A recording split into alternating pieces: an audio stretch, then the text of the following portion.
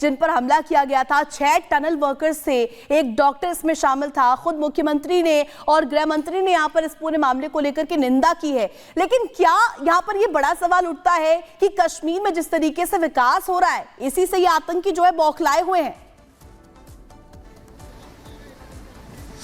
जी हाँ, जिस तरह से हमने देखा कश्मीर घाटी में किस तरह से पीसफुल इलेक्शंस हुए, इससे साफ तौर से दिख रहा है किस तरह से जैसे इंटेलिजेंस बेस्ड इनपुट पहले से ही मिली है।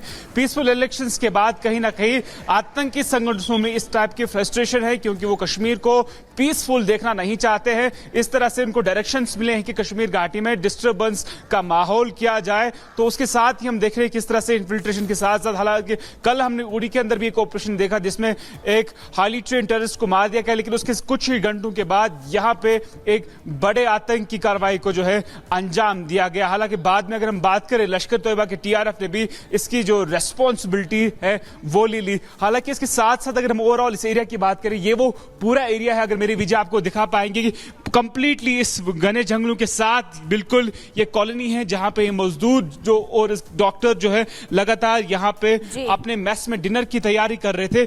उसी समय यहां पे कुछ आतंकी आए और उन पर अंधाधुंध गोलियां जो है चलाए। जी ठीक है रावत, आप ग्राउंड पर मौजूद है और घने जंगल वहां पर, इसी वजह से सुरक्षा बलों को भी थोड़ी बहुत परेशानी आती ही है।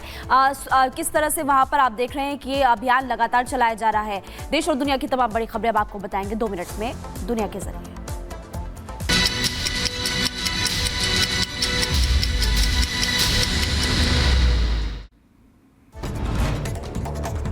पुणे के मंडई मेट्रो स्टेशन में लगी भीषण आग लगने से मची अफरा तफरी। फायर ब्रिगेड की 5 गाड़ियों ने आग पर काबू पाया।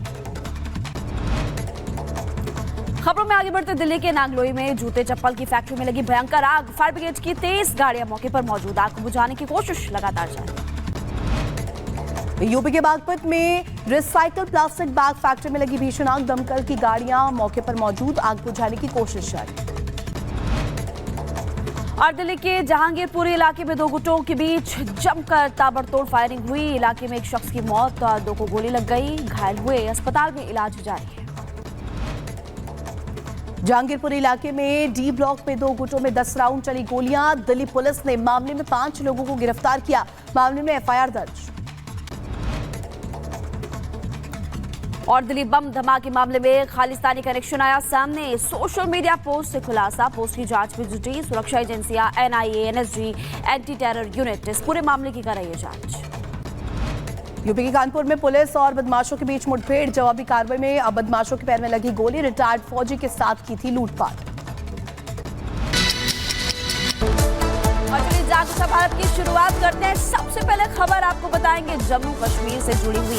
आतंकियों ने एक बार फिर से जम्मू कश्मीर में कायराना करतूत की है। जब जब आतंकी घुसपैठ की कोशिश करते हैं या गलत हरकत की कोशिश करते हैं तो वहां की जनता उनको जवाब देती है और इसीलिए आतंकी बौखला जाते हैं।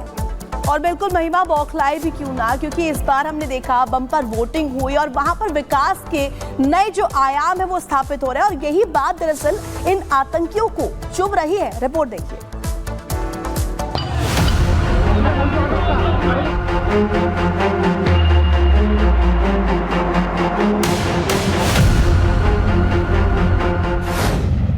आतंकियों की हरकत कायराना,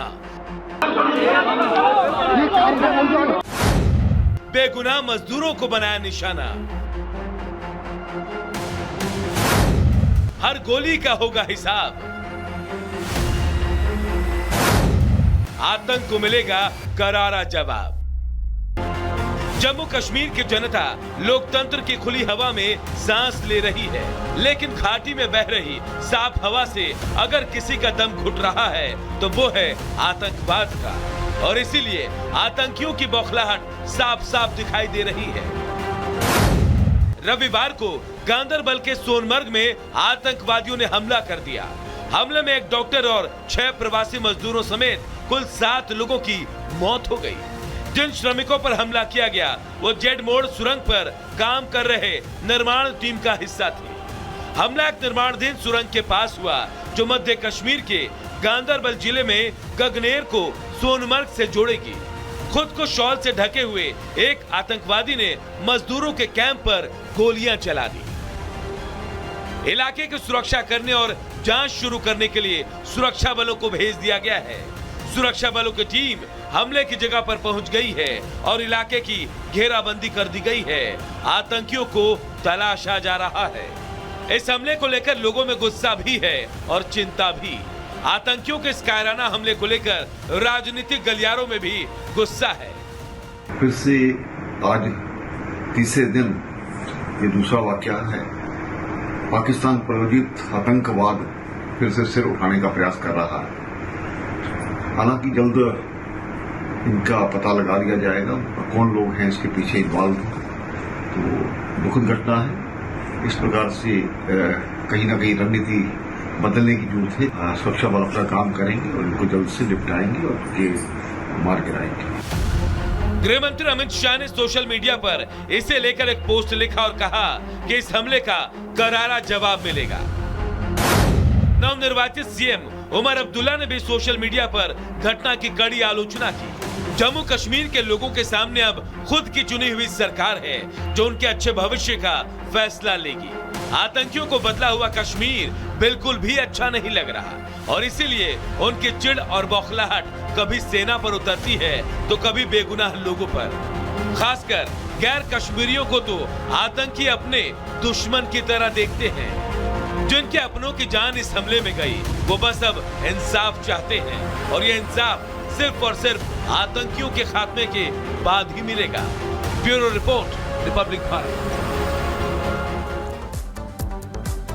तो बदलते कश्मीर के साथ जो आतंकी है वो बौखला गए हैं। उन्हें ये हजम नहीं हो रहा है, उन्हें ये बिल्कुल भी बर्दाश्त तो नहीं है कि किस तरीके से जो विकास है कश्मीर का हो रहा है। और अब बात कर लेते हैं बीते दिन जो हुई घटना और अब इस पूरे मामले को लेकर के हमले की जांच जो है एनआईए करने वाली है। मामले की जांच एनआईए करेगी। एनआईए की एंट्री हो चुकी है और इसको लेकर के अब सख्त एक्शन भी लिया जा रहा है। खुद इस मामले को लेकर के गृह मंत्री की नजर बनी हुई है और अब आपको बता दें जांच में शामिल होगी यहाँ पर टीम और आतंकी घटना की जो स्थिति है उसमें टीम जाती है। इस टीम की जो अगर बात करें खासियत यही है, ताजा घुसपैठ करने वाले जो आतंकी है उनके समूह का नाश करेगी। आतंकियों की एंट्री उत्तरी कश्मीर एलओसी से हुई है। तो देखिए किस तरीके से जानकारी मिल रही है और साथ ही साथ अब एनआईए की एंट्री इस पूरे मामले को लेकर के हो चुकी है। एनआईए की एंट्री के साथ ही यहाँ पर देखिए किस तरीके से अब सघन चेकिंग के जरिए अब लगातार नजर बनाई गई। और अब आपको बता देते हैं ग्राफिक्स के माध्यम से कि टारगेट किलिंग कब कब कश्मीर में हुई। बीते 2 साल की बात करें तो टारगेट किलिंग 26 फरवरी 2023 अगर हम बात करें तो पुलवामा कश्मीरी पंडित संजय शर्मा की इस दौरान हत्या की गई थी। वही अगर बात करें 29 मई 2023, देखिए कोई ज्यादा फासला नहीं है दिनों में। अनंतनाग की बात कर लेते, दीपक कुमार की यहां पर गोली मारकर हत्या कर दी गई थी। इसके बाद 15 अक्टूबर वो दिन 2022 साल शोपिया पूरन कृष्ण भट्ट की यहां पर गोली मारकर हत्या की गई थी। तो देखिए किस तरीके से तमाम ये मामले सामने आए।